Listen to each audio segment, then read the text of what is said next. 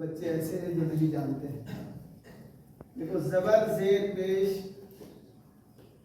और हुरूफ मद्दा, इसमें फ़र्क करने के लिए सबसे पहले ज़रूरी है कि हम इसकी आवाज़ को समझें। किसकी आवाज़ को? हरकात की आवाज़ और हुरूफ मद्दा की। ज़बर ज़ेर पेश को क्या कहते हैं? कस के बोलिए। इसको कितना खींचेंगे?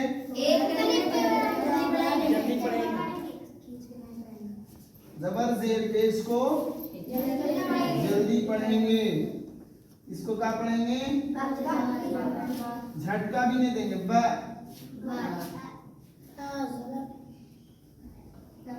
ताज़ेर तापेश और हुरूफ मद्दा किस लिए आता है? हुरूफ मद्दा आता है, बोलो मेरे साथ, हुरूफ मद्दा आता है। बा को बा, बी को बी, बू को बू, बनाने के लिए, क्या करने के लिए? ये क्या है? इसमें ये लगाया तो क्या हुआ? ये क्या बन गया? अलिफ मद्दा। क्या हुआ? तो ये अलिफ लगाएंगे तो क्या होगा? बा को बा, ये अलिफ को छुपा देंगे तो क्या पढ़ेंगे? अलिफ लगाएंगे तो दो ज़बर लगाएंगे तो दो पेश लगाएंगे तो ठीक है। ये क्या है? ये क्या है? ये क्या हुआ? ये क्या है? ये क्या है? ये शा को छोड़ के पढ़िए। शा को काट दो, शा को अलग हटा दो। क्या पढ़ेंगे? रब। अबे रा और बा ना बचा, शा हट गया तो बड़ा है। रा को क्या पढ़ देंगे? पुर पढ़ेंगे। रा के ऊपर ज़बर हो तो ये क्या पढ़ेंगे? शा को हम हटा देते हैं तो क्या पढ़ेंगे? अलिफ को हटा के पढ़िए, क्या पढ़ेंगे? अलिफ लगा दीजिए। इस अलिफ को रा के बगल में लगा के पढ़िए। इस अलिफ को बा के बगल में लगा दीजिए। यही फर्क तो समझना है। इसी फर्क को आप समझेंगे तो आसानी के साथ पढ़ेंगे, है ना? ये क्या है? ये क्या है? इसको या मद्दा लगाना, ये इसको या मद्दा बनाना है तो क्या करेंगे? या साकिन लाएंगे। क्या करेंगे? या साकिन लाने से क्या? बी को बी बनाने के लिए, बी यानी जल्दी को बी बनाने के लिए या साकिन लाओ। ये या साकिन से का काम क्या है? बी को बी बनाए।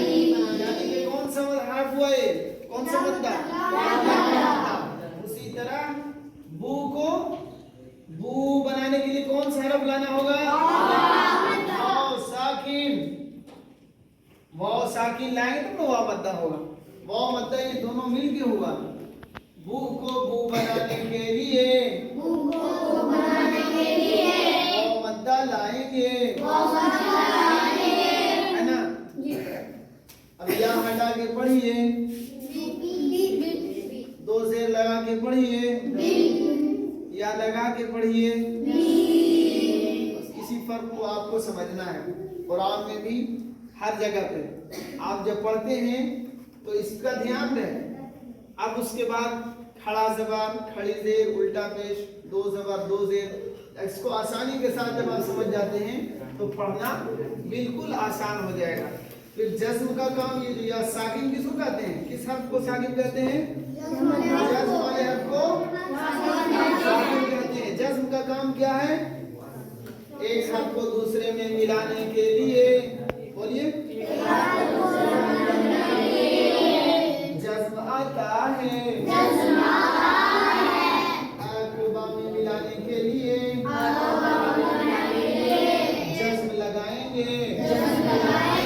क्या होगा? जीम को बा में मिलाने के लिए क्या लगाएंगे? बा पे जज्म लगाएंगे। क्या होगा? जी से जीब, है ना? आ से अब। उसी तरह बा को बा बनाने के लिए क्या लाएंगे? अलिफ, अलिफ लगाएंगे, अलिफ लाएंगे तो क्या होगा? अलिफ मद्दा। अलिफ मद्दा को कितना खींच के पढ़ेंगे? या मद्दा को कितना खींचेंगे? वाव मद्दा को। और ठीक इसी हरफ की तरह जैसे अलिफ मद्दा, या मद्दा और वाव मद्दा एकदम सेम इसी की तरह क्या करेंगे? खड़ा जबर। खड़ा जबर किसके बराबर है? खड़ी जेर किसके बराबर है? किसके बराबर है? गोया के जितना हुरूफ मद्दा को खींचेंगे उतना ही इन तीनों हरफों को भी, इन तीनों हरकत को भी खींचेंगे। बा बराबर किसके है? बा के, है ना? बाकी इंशाल्लाह अगला सबक कल इसके आगे का। इस तरह से अगर आप समझ के पढ़ेंगे तो आसानी के साथ आपको कुरान में भी आसानी मिलेगी। इसी को तो समझना है। जब अलिफ से या तक आप समझ गए तो अब उसके बाद क्या समझना है? हरफ को जब समझ गए तो हरकत समझना है, जबर जेर पेश जज्म, है ना? जज्म वाले हर्फ को क्या कहते हैं? और जबर जेर पेश वाले हर्फ हर्फ को क्या कहते हैं? और अलिफ लगा हुआ को क्या कहेंगे? या साकिन वाले हर्फ को ठीक। चलिए।